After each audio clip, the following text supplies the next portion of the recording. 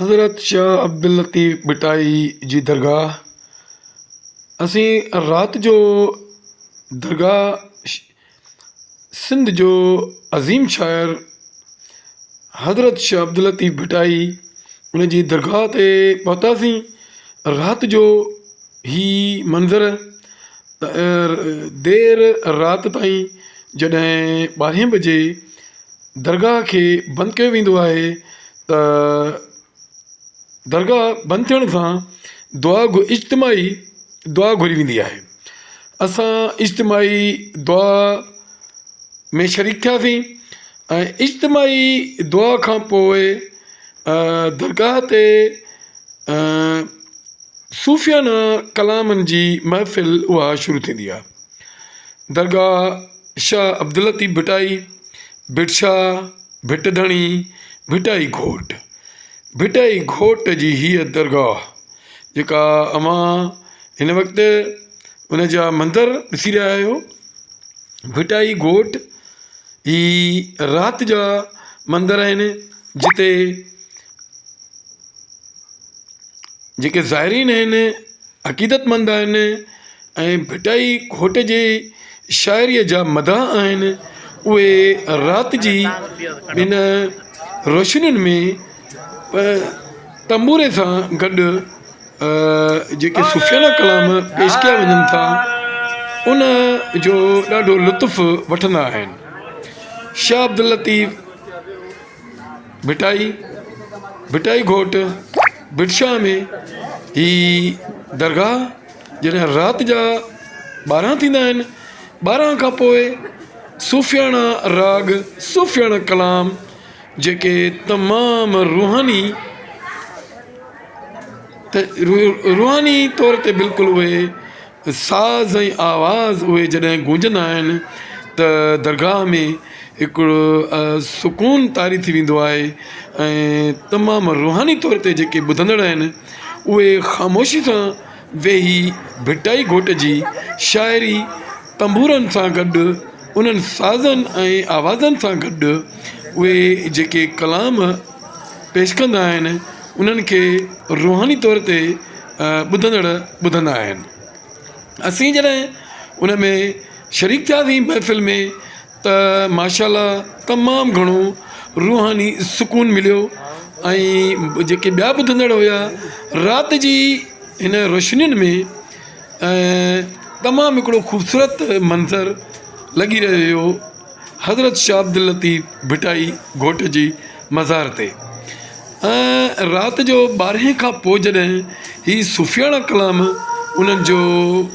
आगाज़ थींदो आहे उहो बिल्कुलु असर महिल फजर महिल ताईं उहे कलाम जेके आहिनि उहे जारी रहंदा आहिनि। हीअ अंदरि दरगाह उहा बिल्कुलु बंदि थी वई आहे ऐं हींअर सूफ़ियाना कलाम हिन वक़्तु उन जो आगाज़ थी रहियो आहे। हाणे असां तव्हांखे सूफ़ियाना कलाम ॿुधाईंदासीं।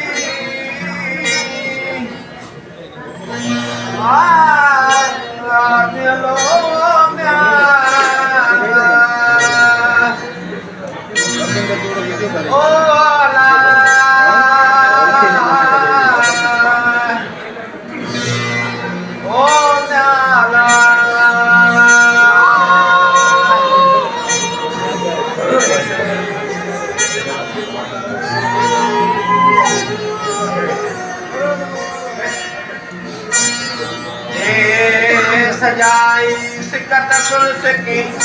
सिक के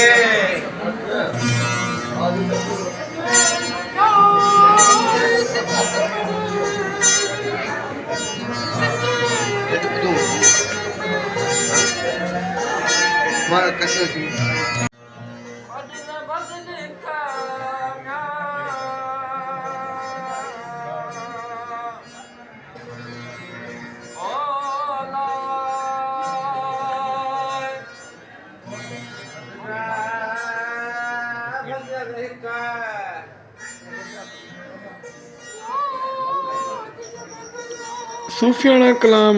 बिल्कुलु जारी हूंदा आहिनि ऐं सॼी राति उहे रूहानी हिकिड़ी महफ़िल उहा बिल्कुलु जारी रहंदी आहे भिट धणीअ जी दरगाह ते राति जो ही सूफ़ियानी महफ़िल फजर महिल ताईं बिल्कुलु जारी हूंदी आहे जंहिंमें मुख़्तलिफ़ टाइम ते वक़्त सां जेके सूफ़ी राग ॻाईंदड़ उहे हिते पंहिंजो फ़न जो मुज़ाहिरो कंदा आहिनि ऐं ही भिट धणीअ जे बिल्कुलु असांजे भिटाई घोट जा जेके कलाम आहिनि ऐं उन जा उहे पंहिंजे हिकिड़े अंदाज़ में सूफ़ियाने राग जे हिकिड़े तंबूरे सां गॾु सुठे अंदाज़ में शाह अब्दुल लतीफ़ भिटाईअ जा कलाम उहे पेश कंदा आहिनि जेकी शाह जो रिसालो उन मां उहे कलाम चूंडिया वेंदा आहिनि ही दरगाह शाह हबीब जेको वालिद साहिबु आहे हज़रत शाह अब्दुल लतीफ़ भिटाई जो उन जी ही दरगाह उन जो गेट हुयो उन सां गॾोगॾु ॿिया जेके बुज़ुर्ग मौजूदु आहिनि उन जूं तुरबतूं मज़ारूं आहिनि जिन ते हज़रत शाह अब्दुल लतीफ़ भिटाईअ जा बैत ऐं शेर उहे लिखियलु आहिनि ही हज़रत शाह हबीब ऐं ही हाणे भिटाई घोट हज़रत शाह अब्दुल लतीफ़ भिटाई उन जी ॿिए पासे जी हीअ गेट आहे।